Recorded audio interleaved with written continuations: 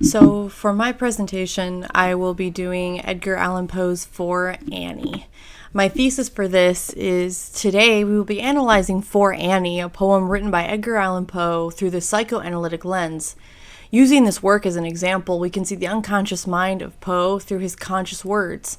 We will explore a deeper meaning and discover parts of Poe's subconscious through this poem. So the first passage I chose from the poem says, "Thank heaven, the crisis, the danger is past, and the lingering illness is over at last, and the fever called living is conquered at last." So to start, we see a fairly negative viewpoint of life from Poe. You know, a lot of us have a fairly positive outlook on things, but from the start here, we have an incredibly downtrodden view of life. It is drudgery. So through the first stanza, he uses rhyme to convey this underlying sadness associated with living, and you can see even a subconscious hopelessness that Poe seems to exist in, which could be, and we'll discuss later, was from being confronted with death from such an early age. The next passage I chose, "The sickness, the nausea, the pitiless pain have ceased with the fever that maddened my brain, with the fever called living that burned in my brain." So our author here, he has an obsession with death, as exampled in most of his works. You could even gather that, to quote a source, he has a neurotic obsession with death. Whilst many of us, even non-religious, try to maintain some positive outlook, Poe is willingly and romantically desiring the end of his life. And we'll talk more about that romance in just a second. But he refers to living as a fever, which I noted because historically, Poe dealt with addiction his entire life. Mostly, he was addicted to alcohol and different opiates. But I thought that was an interesting connection because whilst fever, you know, you have that suffering and pain, it also kind of leaves us with that hungover feeling. Our brains are foggy and numb.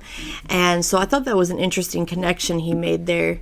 But when looking through this work psychoanalytically, it's important to note the role sexuality plays here. You'll notice in my previous slide, I mentioned Poe is romantically obsessed with death. It appears to be more of a fantasy for him as opposed to something he mourns. Looking at that more specifically in this passage. And so it lies happily, bathing in many a dream of the truth and the beauty of Annie. Drowned in a bath of the tresses of Annie. She tenderly kissed me, she fondly caressed, and then I fell gently to sleep on her breast, deeply to sleep from the heaven of her breast. So in these lines, you can see where Poe is heavily fantasizing about not only being with Annie, but specifically how he would like to die. And just a side note, again, looking historically as well, Annie is believed to be a representation of Nancy Richmond, who Poe had turned to for sympathy during a turbulent attempt to marry somebody else. But the death motif here, to quote my source, informs the poem is traceable to Poe's recently abortive attempt at suicide, which he had planned to take this drug, send for Miss Richmond, and then die in her arms. So you can see where he's heavily planning this out. Again, we see his sexuality heavy at play here. His desires for death and for Annie are extremely specific. You could also note his subconscious desire for maternal affections as well in those lines where he talks about falling asleep on her chest. He wishes to die cuddled up on this woman's chest. This hints at possible past trauma from losing a parent so young.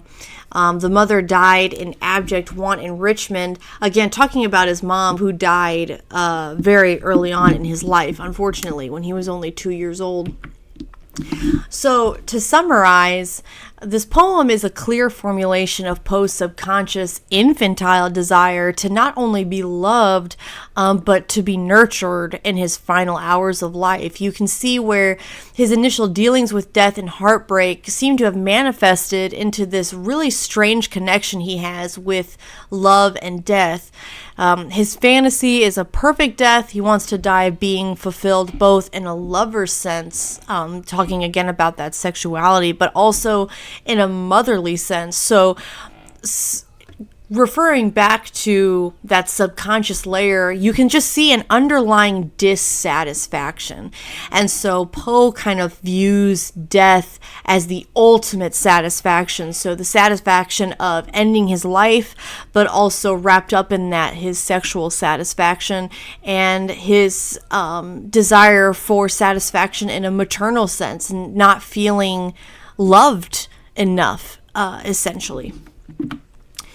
So there's my sources for that, for my images as well. But the question I leave you guys with is, how do you think I can expound on this without overstepping into conjecture? You know, the thing I struggle with these analysis is just kind of getting in my own head about things. So what are some things that I can include that would expound better on this for my paper? But thanks for listening.